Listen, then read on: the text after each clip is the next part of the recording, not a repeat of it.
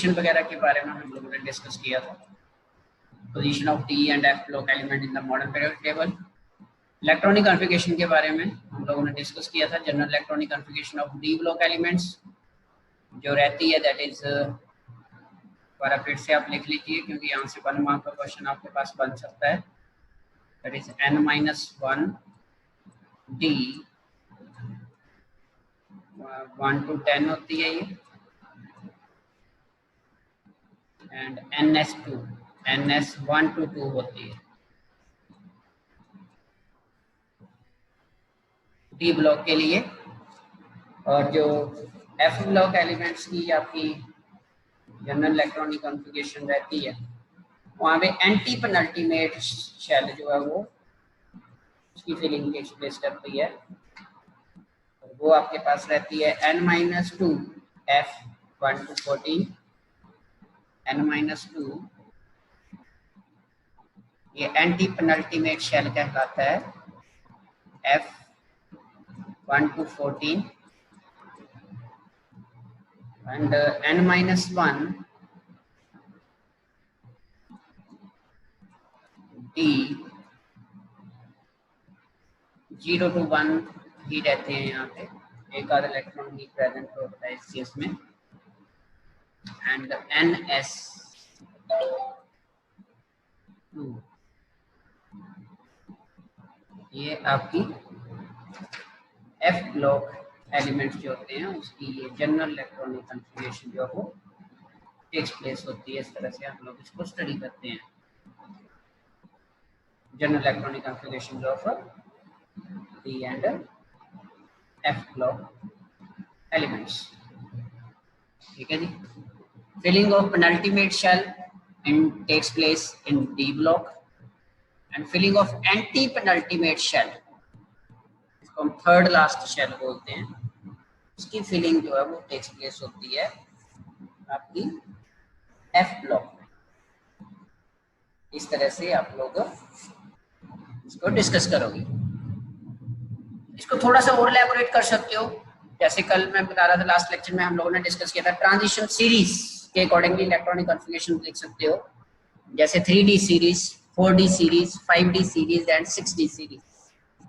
3D, 4D, 5D and 6D series के accordingly, मतलब एक पर्टिकुलर ट्रांजिशन सीरीज के अकॉर्डिंगली आप electronic configuration, general electronic configuration देख सकते हो, लिख सकते हो उसको एलैबोरेट करने के लिए, जनरल इलेक्ट्रॉनिक कॉन्फ़िगरेशन को एलैबोरेट करने के लिए। ठीक है जी, इस तरह से आप लोग ये करोगे। सिमिलरली एफ ब्लॉक एलिमेंट्स के केस में लेंथेनॉइड्स एंड एक्टिनॉइड्स, तो लेंथेनॉइड्स के केस में आपके पास आई थिंक 4f की फिलिंग टेक्स प्लेस करती है और एक्टिनॉइड्स के केस में 5f की फिलिंग जो है वो टेक्स प्लेस करती है। तो एक को आप 4f सीरीज के नाम से जानते हो जो आपकी लेंथेनॉइड्स होते हैं। ठीक है, 4f ऑर्बिटल की फिलिंग टेक्स प्लेस होती है इसमें लेंथेनॉइड्स में, और एक्टिनॉइड्स में आपके पास 5f ऑर्बिटल्स की फिलिंग टेक्स प्लेस होती है जो आपकी एक्टिनॉइड सीरीज होती है। ठीक, ये जनरल इलेक्ट्रॉनिक कॉन्फ़िगरेशन रहती है। अब हम स्टार्ट करेंगे डी ब्लॉक एलिमेंट्स। पहले डी ब्लॉक एलिमेंट्स के बारे में डिटेल स्टडी करेंगे, उसके बाद चलेंगे फिर एफ ब्लॉक। तो डी ब्लॉक एलिमेंट्स के बारे में हम लोगों ने transition that is position in the modern periodic table already हम लोगों ने स्टडी कर लिया था लास्ट लेक्चर में। इलेक्ट्रॉनिक कॉन्फ़िगरेशन ऑलरेडी वही है जो अभी हम लोगों ने डिस्कस की, जनरल इलेक्ट्रॉनिक कॉन्फ़िगरेशन के अकॉर्डिंगली ही चलता है सारा। ठीक, तो इस केस में नेक्स्ट टॉपिक जो हम लोगों ने डिस्कस करना है ये सारा वही है जो हम लोगों ने लास्ट लेक्चर में डिस्कस किया था। इलेक्ट्रॉनिक कॉन्फ़िगरेशन डिफरेंट एलिमेंट्स की, जिंक, कैडमियम, मरकरी के केस में जैसे आपको बताया था कल भी कि जिंक, कैडमियम, मरकरी जो ग्रुप 12 के एलिमेंट्स हैं इनको ट्रांजिशन एलिमेंट्स नहीं बोला जाता क्योंकि इनकी डी कॉन्फ़िगरेशन जो रहती है वो स्टेबल रहती है, D10 कॉन्फ़िगरेशन होती है, जबकि जो ट्रांजिशन एलिमेंट्स होते हैं उनकी पार्शियली फिल्ड डी सब कॉन्फ़िगरेशन होनी चाहिए। तो यही कारण है कि ग्रुप 12 एलिमेंट्स जो आपके डी कॉन्फ़िगरेशन वाले, जहाँ पे डी कॉन्फ़िगरेशन फुल रहती है, फुली फिल्ड रहते हैं डी ऑर्बिटल्स, इनको हम लोग ट्रांजिशन एलिमेंट्स में काउंट नहीं करते। तो ग्रुप 12 एलिमेंट्स जो है वो एक एक्सेप्शन रहती है ट्रांजिशन एलिमेंट्स के केस में। ठीक है, pseudo noble gas core configuration होती है, pseudo noble gas core configuration.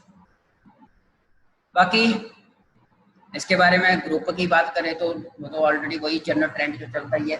Particular group में इलेक्ट्रॉनिक पहले शेल इलेक्ट्रॉन रहते हैं वो कांस्टेंट रहते हैं, वैलेंसी सेम रहती है, लेफ्ट टू राइट मूव करते हैं, एक एक इलेक्ट्रॉन इंक्रीज करता जाता है। लेकिन याद रखना है कि जब हम ग्रुप नंबर 10 और 11 और 12 की बात करते हैं, 11 एंड 12 ग्रुप की बात करते हैं, ठीक है जी, कॉपर जिंक, तो कॉपर के डी कॉन्फ़िगरेशन फुली हो जाती है, एक्सेप्शनल कॉन्फ़िगरेशन रहती है कॉपर के केस में। इसी तरह से क्रोमियम की बात करें, दिस वन क्रोमियम की अगर बात करें, क्रोमियम वाले ग्रुप में भी इलेक्ट्रॉनिक कॉन्फ़िगरेशन एक्सेप्शनल रहती है, और कॉपर वाले ग्रुप में, that is group number 11 and group number 6th group की इलेक्ट्रॉनिक कॉन्फ़िगरेशन और 11th ग्रुप की इलेक्ट्रॉनिक कॉन्फ़िगरेशन जो रहती है ये एक्सेप्शनल रहती है। उसके पीछे जो कॉज है that is the extra stability of, जब ग्रुप 6 की बात करेंगे तो D5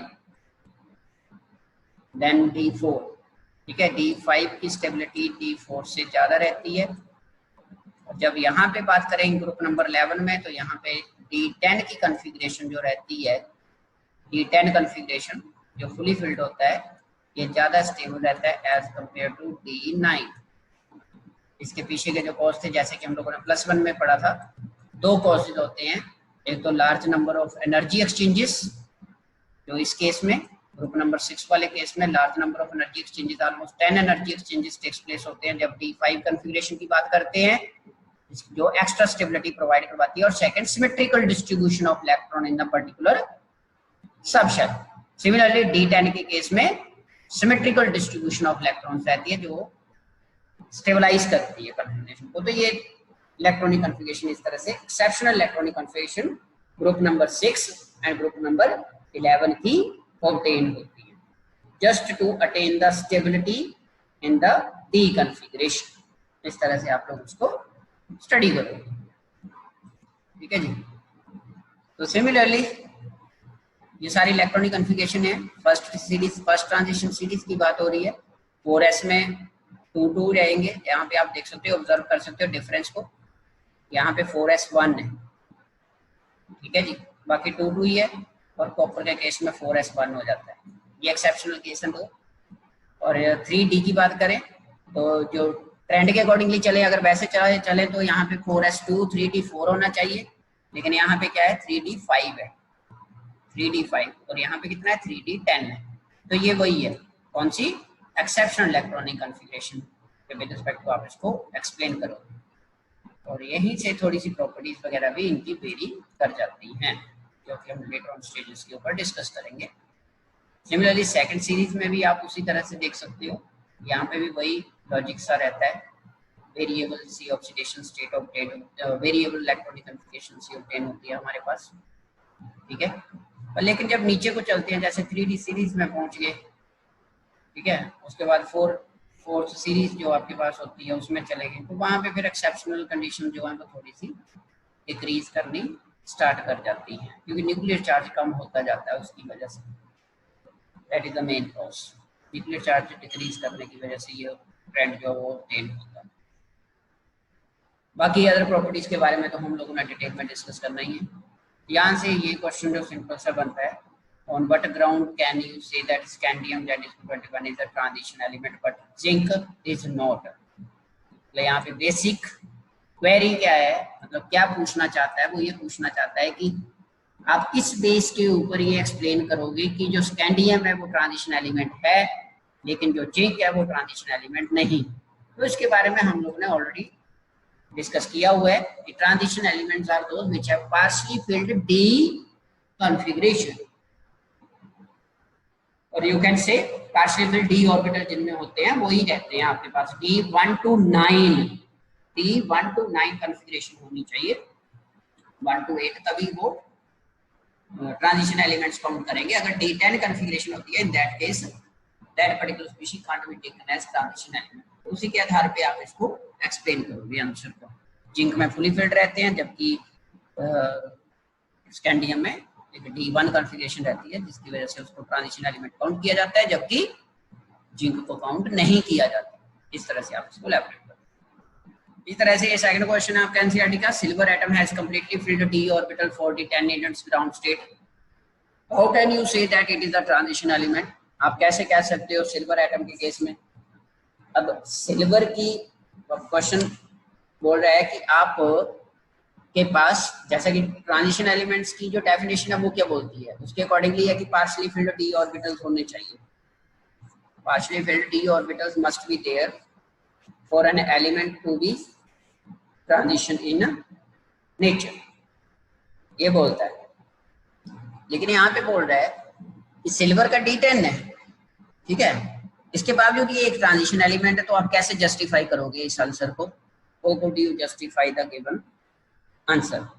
तो यहाँ पे आपने याद रखना है कि सिल्वर के केस में सिल्वर का एटॉमिक नंबर की अगर बात करें, यहाँ पे आप टेबल में देख सकते हो उसको, सिल्वर का जो एटॉमिक नंबर होता है वो आपका 47 होता है, Z इज इक्वल टू 47, ये ठीक है जी। वही एक्सेप्शनल इलेक्ट्रॉनिक कॉन्फ़िगरेशन वाला ग्रुप आपका ग्रुप नंबर 11 की बात हो रही है। इसमें positive to oxidation state exhibit करता है, ठीक है, सिल्वर जो कर सकता है, जिसके बाद विद रिस्पेक्ट टू जब positive to oxidation state appear होती है तो वहां पे डी कॉन्फ़िगरेशन जो बनती है वो 4d9 बन जाती है, 4d9। ये कैपेबल होता है अपने दो इलेक्ट्रॉन, एक एस में चला जाएगा एक डी में से चला जाएगा, और जब डी में से एक जाएगा तो 4d9 बन जाएगी इलेक्ट्रॉनिक कॉन्फ़िगरेशन। 4d9 कॉन्फ़िगरेशन आपको पता है ये पार्शियली फिल्ड आ गया है यहाँ पे, जिसकी वजह से इसको ट्रांजिशन एलिमेंट की फॉर्म में काउंट किया जाता है। This is how. इसी तरह से कॉपर के केस में भी ऐसा ही क्वेश्चन रहता है। कॉपर भी दो ऑक्सीडेशन स्टेट शो करता है, एक Cu1 पॉजिटिव होती है और दूसरी Cu2 पॉजिटिव होती है, एक्वस मीडियम में स्पेशली Cu2 पॉजिटिव। तो जब Cu2 पॉजिटिव कॉपर का केस राइज होता है तो वहां पे भी इलेक्ट्रॉनिक कॉन्फ़िगरेशन जो है वो D9 बन जाती है, 3d9। और यही कारण है कि इसको भी एज अ ट्रांजिशन एलिमेंट जो है वो काउंट किया जाता है, ये ध्यान रखना है आप लोग। इस तरह से क्वेश्चन राइज होते हैं, रीजनिंग क्वेश्चन, ठीक है जी।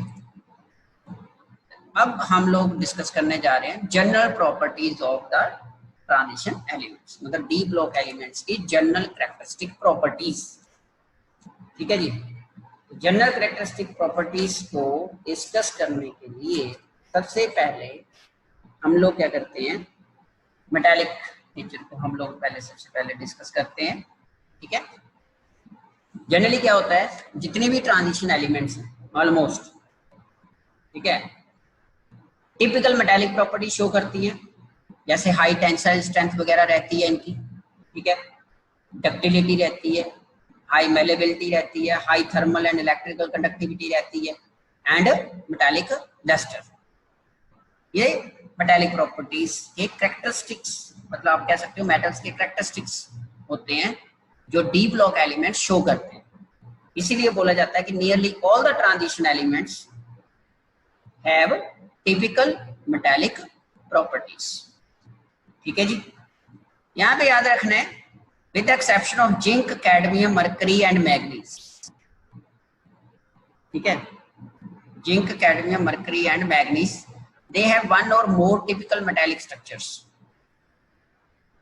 इनको छोड़कर ये चार एलिमेंट्स जो हैं, बाकी सभी की ऑलमोस्ट डिफरेंट क्रिस्टलाइन स्ट्रक्चर, जैसे कि चैप्टर नंबर 1 करके आए हैं सॉलिड स्टेट हम, तो डिफरेंट क्रिस्टल स्ट्रक्चर्स ऑब्टेन होती हैं हमारे पास, ठीक है, इन डी ब्लॉक एलिमेंट्स की एट नॉर्मल टेम्परेचर कंडीशंस के ऊपर। जैसे स्कैंडियम की बात करें तो body centred cubic system type structure rise होती है, HCP टाइप, HCP में बॉडी सेंटर्ड। टाइटेनियम की HCP, वेनेडियम की आपके पास बॉडी सेंटर्ड क्यूबिक सिस्टम में राइज होता है क्रिस्टल स्ट्रक्चर जो बनती है वेनेडियम में। क्रोमियम में आपके पास BCC और क्यूबिक क्लोज पैक स्ट्रक्चर, जिसको आगे FCC टाइप स्ट्रक्चर वो भी बन सकती है, यहाँ पे cubic close pack structure. Manganese में HCP अरेंजमेंट होता है, ठीक है जी। आयरन में BCC या HCP हो सकता है। कोबाल्ट में CCP रहता है, मतलब क्यूबिक क्लोज पैक स्ट्रक्चर बनती है इनके इसमें। और जिंक के केस में HCP की पॉसिबिलिटी रहती है। इसी तरह से जो सेकंड ट्रांजिशन सीरीज है टर्बियम से लेकर वो डिफरेंट डिफरेंट स्ट्रक्चर शो करते हैं। लैंथेनम सीरीज वाली अपनी अलग से शो करती हैं। ये रहता है आपके पास। इस तरह से ये डिफरेंट डिफरेंट मेटालिक स्ट्रक्चर जो है वो ऑब्टेन्ड होती हैं, लैटिस स्ट्रक्चर जिनको हम बोलते हैं डी ब्लॉक एलिमेंट्स के केस में।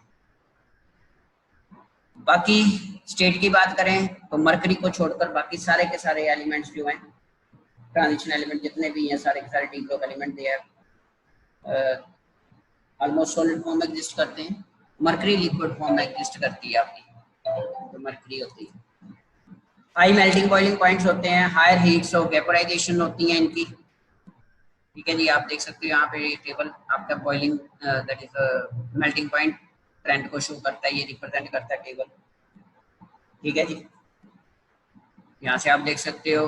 अगर हम बात करें फर्स्ट ट्रांजिशन सीरीज के तो टाइटेनियम से क्रोमियम तक इंक्रीज करेगा, उसके बाद डिक्रीज कर जाता है, फिर इंक्रीज करता है, फिर ऑलमोस्ट स्लाइड कांस्टेंट सा रहता है थोड़ा सा, उसके बाद एकदम से अब्रप्टली डिक्रीज कर जाता है। तो इसके पीछे जो कारण रहता है वो मेटालिक बॉन्ड्स रहते हैं एक। ठीक है, जैसे जैसे unpaired number of d electron increase करते जाएंगे metallic bond stronger and stronger होते जाते हैं। ठीक है, और जैसे जैसे d configuration filling takes place होनी स्टार्ट हो जाती है, दैट इज पेयरिंग स्टार्ट हो जाती है, उसकी वजह से metallic bond becomes weaker and weaker. तो उसकी वजह से ये फिर ट्रेंड जो है वो ऑब्टेन्ड होता है, जिसको हम जो आपके पास मेल्टिंग पॉइंट के विद रिस्पेक्ट टू जो वाला जो ट्रेंड है वो उसी तरह से ऑब्टेन्ड होता है। ठीक है जी, समझ रहे हो? इसमें आप जो बेसिक दे सकते हो, एलैबोरेशन दे सकते हो, वो दे सकते हो एंथैल्पी ऑफ एटोमाइजेशन की। और एंथैल्पी ऑफ एटोमाइजेशन बेटा डिपेंड करता है अगेन जैसा कि मैंने बोला ही है मेटालिक बॉन्ड के ऊपर। ठीक है, और मेटालिक बॉन्ड कैसे बनता है? इंटरेक्शन होती है इलेक्ट्रॉन्स की इन द आउटरमोस्ट ऑर्बिटल्स में। और जो स्ट्रेंथ है, जैसा कि as I already told you, जो स्ट्रेंथ ऑफ मेटालिक बॉन्ड होती है वो डिपेंड करता है unpaired electron present in the d subshell. ठीक है, नंबर ऑफ अनपेयर्ड इलेक्ट्रॉन कितने प्रेजेंट है, overall number of unpaired electrons. जितने ज्यादा नंबर ऑफ अनपेयर्ड इलेक्ट्रॉन्स रहेंगे, टू से greater the number of valence electrons, greater the number of unpaired valence electrons, stronger will be the metallic bond. ठीक है, and hence higher will be the melting point of that particular species. तो यही कारण है कि बेटा कि जब हम लेफ्ट टू राइट मूव करते हैं सीरीज में, ठीक है, जो मेटालिक स्ट्रेंथ है वो इंक्रीज करती जाती है मिडिल ऑफ द सीरीज तक। ठीक है, मिडिल ऑफ द सीरीज तक इंक्रीज करेगी with increasing availability of unpaired electrons D5 configuration तक जहां तक रहती है। जैसे सेकेंडियम की 1 होती है, टाइटेनियम के 2 इलेक्ट्रॉन रहते हैं, वेनाडियम के 3 रहते हैं, क्रोमियम के 4 रहते हैं, सॉरी क्रोमियम में 5 हो जाते हैं आगे। फिर उसके बाद फिर डिक्रीज करना शुरू कर देते हैं क्योंकि पेयरिंग स्टार्ट हो जाती है। ठीक है, तो डी सबशेल की पेयरिंग स्टार्ट हो जाती है। जैसे आयरन के केस में 4 रह गए, कोबाल्ट के केस में 3 रह गए, इस तरह से। तो यही कारण है कि मेटालिक बॉन्ड स्ट्रेंथ जो रहती है वो as we move along the series first increases then decreases, और यही कारण है कि वहां पे मेल्टिंग पॉइंट भी जो है अकॉर्डिंगली वेरी करते हैं। ठीक है जी, इस तरह से आप लोग इसको मेल्टिंग बॉइलिंग पॉइंट को एक्सप्लेन करोगे depending upon the enthalpy of atomization. 2 चीजें याद रखनी है, एक एंथैल्पी ऑफ एटोमाइजेशन और दूसरा strength of the metallic bonds. ठीक है, इंटर एटॉमिक मेटालिक बॉन्डिंग, ये ठीक है जी, इसके ऊपर डिपेंड। और किसके ऊपर रहता है? नंबर ऑफ इलेक्ट्रॉन्स, कितने डी इलेक्ट्रॉन प्रेजेंट है। अनपेयर्ड इलेक्ट्रॉन जितने होंगे मेटालिक बॉन्ड उतनी ज्यादा स्ट्रॉन्ग बनते जाएंगे उस केस में। तो ये ट्रेंड रहता है, इस तरह से आप इसको डिफाइन कर सकते हो, trend in melting point and boiling points वाला केस जो है इस तरह से आप एक्सप्लेन करोगे इसको। ठीक है जी, इंटर एटॉमिक इंटरेक्शंस होती हैं, greater the number of valence electron, ये सारा जो जैसा कि मैंने आपको बताया ये इसी तरह से ऑब्टेन्ड होता है हमारे पास। बाकी एटॉमिक एंड आयनिक साइजेस की अगर बात करें तो ये भी एक ट्रेंड काफी ज्यादा इंपॉर्टेंट है, यहाँ से रीजनिंग क्वेश्चन भी आपको बनता है। तो side by side main points बेटा लिखते रहा करो। ठीक है, ये बहुत ज्यादा जरूरी है। जनरली क्या होता है कि जो एटॉमिक रेडियाई है एक पर्टिकुलर सीरीज में, ठीक है, वो डिक्रीज करता है with increase in atomic number. Atomic radii of elements present in a particular series, ठीक है, particular series decreases with increase in atomic number, but ये जो डिक्रीज हो रही है, but decrease in atomic radii become small after Midway, मतलब Midway तक एक तरह से आप देख सकते हो यहाँ पे, ये वाला देख सकते हो यहाँ पे इस केस में मिडवे तक तो एकदम से अब्रप्ट चेंज आ रही है, लेकिन उसके बाद जो डिक्रीज है वो इतनी ज्यादा नहीं होती उस केस में, लास्ट में जाके फिर अब्रप्ट चेंज आ जाता है, इंक्रीज इन साइज आना स्टार्ट हो जाता है, ठीक है। The atomic radius decrease gradually from scandium two chromium तक इंक्रीज करेगा, ठीक है। अगर हम फर्स्ट ट्रांजिशन सीरीज की बात करें तो स्कैंडियम से लेकर क्रोमियम तक, ये आप देख सकते हो यहाँ से, ये वाला case this one scandium two chromium एकदम से फॉल कर रहा है, लेकिन क्रोमियम से कॉपर तक की बात करें, ये वाला क्रोमियम से कॉपर तक, तो यहाँ पे इतनी ज्यादा वेरिएशन नहीं आ रही, मतलब जिस तरह से ऊपर वाले स्कैंडियम, टाइटेनियम, वैनेडियम और क्रोमियम तक डिक्रीज किया एकदम से, लेकिन उसके बाद जो वेरिएशन है वो स्मॉल वेरिएशन आ रही है, ठीक है। इट रिमेन्स प्रैक्टिकली कांस्टेंट रहता है उस केस में ऑलमोस्ट। तो इसके पीछे कारण क्या है, रीजन क्या है इसके पीछे, why this happens, nuclear charge, ठीक है। जैसे जैसे एटॉमिक नंबर इंक्रीज करता जाता है, हमें पता है जनरल ट्रेंड क्या रहता है, with increase in atomic number the nuclear charge goes on increase, ठीक है, बाय यूनिटी जो न्यूक्लियर चार्ज है वो इंक्रीज करता जाता है, ये सभी आप लोगों को पता है, जैसे जैसे एटॉमिक नंबर बढ़ता है लेफ्ट टू राइट। लेकिन इलेक्ट्रॉन्स जैसे एंटर करना स्टार्ट करते हैं पेनल्टीमेट शेल में, ठीक है, पेनल्टीमेट मतलब सेकंड लास्ट जिसको हम बोलते हैं, और डी इलेक्ट्रॉन ऐड अप होना स्टार्ट करते हैं। आपको पता है डी और एफ इलेक्ट्रॉन ऐसे होते हैं जो पुअर शील्डिंग इफेक्ट क्रिएट करते हैं, वहां पता है ना ये चीज, poor shielding effect creation takes place हो जाती है, मतलब शील्डिंग इफेक्ट एक फिनोमेना जो है वो टेक्स प्लेस होना स्टार्ट हो जाता है उसके, ठीक है। एडर डी इलेक्ट्रॉन जो होते हैं, मतलब D electron screen the outermost S electrons की तरह से, एक तरह से स्क्रीनिंग वगैरह टेक्स प्लेस हो जाती है, shielding effect of the D electron small रहता है, एज वी ऑलरेडी डिस्कस, जैसा कि आपको पता ही है +1 में भी हम लोग करके आए हैं। तो जो net electrostatic force of attraction रहता है between the nuclear charge and the outermost electrons, वो इंक्रीज कर जाता है, समझ रहे हो, nuclear charge on the valence electrons के ऊपर इंक्रीज कर जाता है वहां से, तो उसकी वजह से जो एटॉमिक रेडियस है वो डिक्रीज करता है, एटॉमिक रेडियस क्या कर जाता है, डिक्रीज करता है उसकी। लेकिन जैसे जैसे number of d electron increase होना स्टार्ट करते हैं, अब D5 से आगे D5 से आगे D6 7 डी कॉन्फ़िगरेशन इंक्रीज होना स्टार्ट हो गई, वहां पे स्क्रीनिंग इफेक्ट जो है वो इंक्रीज करना स्टार्ट कर देता है, स्क्रीनिंग जिसको आप शील्डिंग इफेक्ट भी बोलते हो वो इंक्रीज होना स्टार्ट कर जाता है, जिसकी वजह से जो इफेक्टिव न्यूक्लियर चार्ज है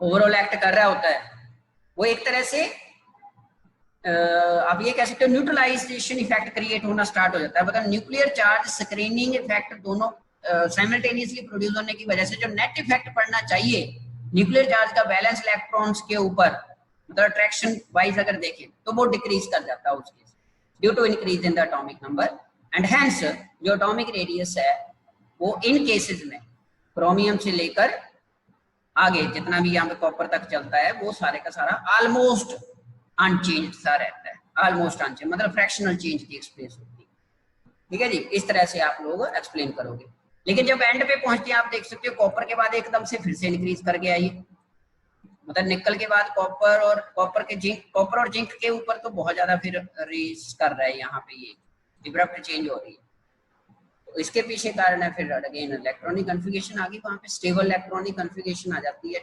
ठीक है। जिंक कैडमियम मरकरी के केस में वहाँ पे डी कॉन्फ़िगरेशन फुल हो गए, D10 इलेक्ट्रॉन्स हो गए, S2 हो गए, तो एक तरह से वहाँ पे एक इंटर इलेक्ट्रॉनिक रिपल्शंस भी टेक्स प्लेस हो जाती हैं, फुली फील्ड बैलेंस शेल की वजह से inter electronic repulsions takes place कर गई, nuclear charge overall nuclear charge कम हो गया, एंड हेंस क्या हुआ वहाँ पे फिर साइज इंक्रीज कर गया उस केस में। तो इस तरह से आप लोग एटॉमिक साइज की वेरिएशन को एक्सप्लेन करोगे, लेकिन जब हम टॉप टू बॉटम मूव करते हैं, आप यहाँ पे देख सकते हो इस ग्राफ में ये वाला केस, जब फर्स्ट ट्रांजिशन सीरीज से बेटा सेकंड ट्रांजिशन के ऊपर जा रहे हैं तो ज्यादा गैप पड़ रहा है, मतलब साइज बहुत ज्यादा राइज कर रहा है, इंक्रीज कर रहा है। लेकिन जैसे सेकंड और थर्ड ट्रांजिशन सीरीज की बात करते हैं तो वहां पे तो ऑलमोस्ट सेम साइज की आ जाते हैं। वो ग्राफ में आप देख रहे हो एक तरह से मैच आउट ही कर रहे हैं एक दूसरे के ऊपर, ओवरलैप ही हो रहा है वहां पे एक तरह से। इसके पीछे का कारण क्या है, व्हाई दिस हैपेंस? इसके पीछे का कारण है poor shielding effect of 4f electron. क्योंकि आपको पता है जब हम सेकंड और थर्ड ट्रांजिशन सीरीज की बात करते हैं, मैंने लास्ट लेक्चर में भी डिस्कस किया था, यहाँ से थर्ड ट्रांजिशन सीरीज ही आपके बेटा लैंथेनाइड स्टार्ट हो जाते हैं और वहीं से इसका फिर इफेक्ट पड़ना है, इस एटॉमिक साइज के ऊपर इफेक्ट पड़ना स्टार्ट कर जाता है।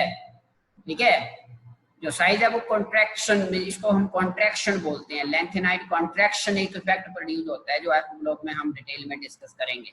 और इसके पीछे कारण क्या है, imperfect shielding, imperfect shielding of one electron by another in the same set of orbitals, जिसकी वजह से ओवरऑल जो चेंज इन एटॉमिक रेडियाई रहता है वो सेकंड और थर्ड ट्रांजिशन सीरीज जो रहती है वो थोड़ी सी एक्सेप्शनल ट्रेंड जो है वो शो करता है। और इसके पीछे बेटा जो बेसिक कॉज रहता है वो है लैंथेनाइड कॉन्ट्रैक्शन।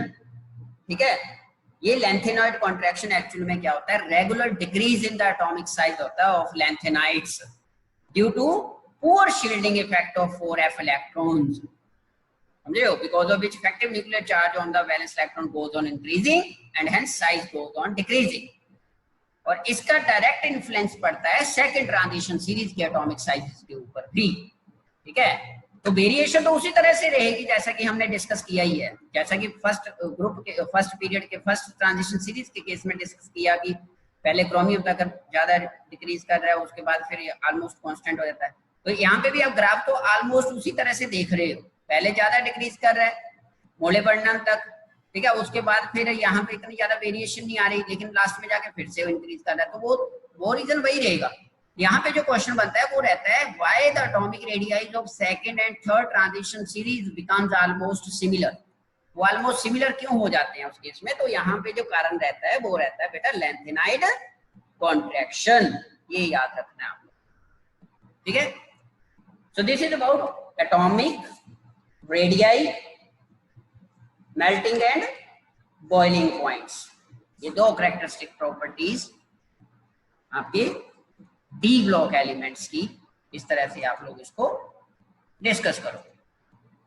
इसके बाद एक रहता है आपके पास आयनिक साइजेस भी। आयनिक साइजेस के केस में तो सिंपल सी बात है, आयनिक रेडियाई डिक्रीज करता है with increase in oxidation state, ये तो आपको पता ही है। ठीक है, जैसे जैसे पॉजिटिव चार्ज इंक्रीज करता जाएगा वैसे वैसे साइज क्या करता जाएगा, डिक्रीज करता जाएगा। उस केस में एक पर्टिकुलर ऑक्सीडेशन स्टेट में जो आयनिक रेडियाई होता है वो जनरली डिक्रीज करता है with increase in nuclear charge. एक पर्टिकुलर ऑक्सीडेशन स्टेट के केस में बात करें, जैसे मान लीजिए +2 ऑक्सीडेशन स्टेट की बात कर लें या +3 ऑक्सीडेशन स्टेट की बात कर लें डिफरेंट स्पीशीज के केस में, तो वहां पे जिस केस में ज्यादा न्यूक्लियर चार्ज एक्ट करेगा उस केस के विद रिस्पेक्ट टू साइज जो है वो ज्यादा डिक्रीज करेगा। जैसे फर्स्ट ट्रांजिशन सीरीज की बात करें तो बाइवेलेंट मेटल आयंस मतलब +2 ऑक्सीडेशन स्टेट वाले जो होते हैं उन केसेस की अगर बात करें तो एटॉमिक साइज जो होता है वो लेफ्ट टू राइट जो है, इनिशियली मैग्नीज तक फर्स्ट डाइवेलेंट आयंस के लिए M2 पॉजिटिव आयन जो बनते हैं उनके फर्स्ट ट्रांजिशन सीरीज के, तो पहले तो इंक्रीज करते हैं अब तो क्रोमियम तक, मतलब थोड़ा सा स्लाइट इंक्रीज करता है लेकिन उसके बाद फिर डिक्रीज करना स्टार्ट कर देता है वो लास्ट तक। ठीक है, लास्ट में जिंक में जाके थोड़ा सा इंक्रीज करता है। ट्राइवेलेंट आयंस के केस में 3 पॉजिटिव के केस में स्कैंडियम का सबसे ज्यादा रहता है, 73 पिकोमीटर के आसपास रहता है उसका। ठीक है, लेकिन टाइटेनियम फिर वैनेडियम फिर क्रोमियम तीनों में डिक्रीज, मतलब ट्रेंड यही रहेगा सेम। ठीक है, इसी तरह से डिक्रीज करेगा, लेकिन कारण जो रीजन है वो चेंज हो जाएगा उस केस में।